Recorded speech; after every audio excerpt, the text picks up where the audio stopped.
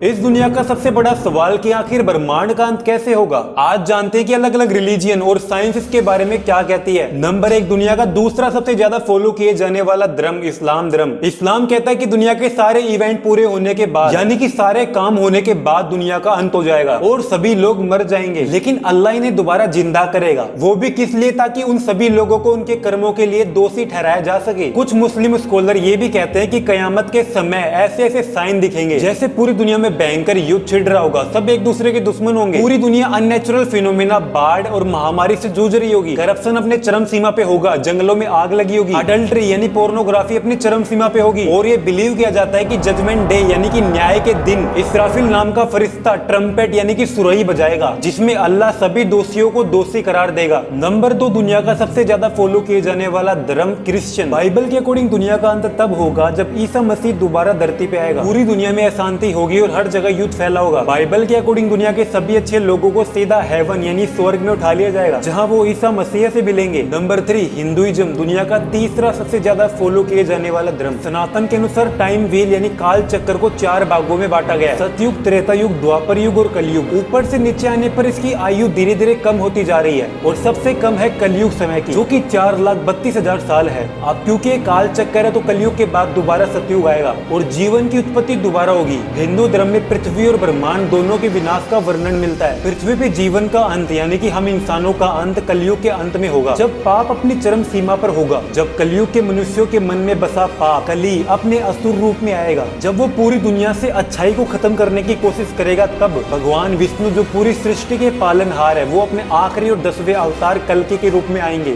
भगवान कल्कि के साथ 7 चिरंजीवी और वहाँ पे आएंगे, जैसे हनुमान जी, अश्वत्थामा, परशुराम के साथ 4 अन्य चिरंजीवी रहेंगे और ये सब और कुछ अच्छे मनुष्य मिलकर कली पुरुष और उसकी ताकतवर सेना का सामना करेंगे। कहा जाता है कि ये युद्ध महाभारत और रामायण से भी भयंकर होगा, जिसके बाद कली पुरुष का अंत करके दोबारा सतयुग की स्थापना करेंगे। यही नहीं, हिंदू धर्म में पूरे के पूरे ब्रह्मांड के अंत का भी वर्णन मिलता है। इसमें यूनिवर्स की एज को ब्रह्मा की एज के बराबर बताया गया है। ब्रह्मा की पूरी जिंदगी को यहाँ पे महाकल्प के रूप में कहा गया है, जो कि पूरे 311.04 ट्रिलियन ईयर्स की है। और महाकल्प के खत्म होने के बाद इस ब्रह्मांड का डिस्ट्रक्शन होता है, यानी कि ब्रह्मा की जिंदगी का अंत। इस पूरे ब्रह्मांड के अंत के बाद दोबारा एक नया ब्रह्मांड क्रिएट होता है, जो कि हरि हरा के एक दूसरे में डिजोल्व होने की वजह से क्रिएट होता है। हरि यानी कि भगवान विष्णु, हरा यानी कि भगवान शिव, और इन दोनों के डिजोल्व होने की वजह से एक नया यूनिवर्स क्रिएट होता है, यानी कि एक नया ब्रह्मा क्रिएट होता है। और यहाँ तक कि हिंदू धर्म में मल्टीवर्स का भी कॉन्सेप्ट मिलता है, यानी कि ऐसी जगह जहाँ पे बहुत सारे यूनिवर्स एक साथ एग्जिस्ट करते हैं। इसलिए हिंदू धर्म के अनुसार ये समय सीमा कभी भी खत्म नहीं होगी। Number 4, science. आखिर साइंस ब्रह्मांड के अंत को कैसे बताती है? यूनिवर्स के एंड को डिस्क्राइब करने के लिए कुछ थ्योरी हैं, जैसे बिग रिप, बिग क्रंच,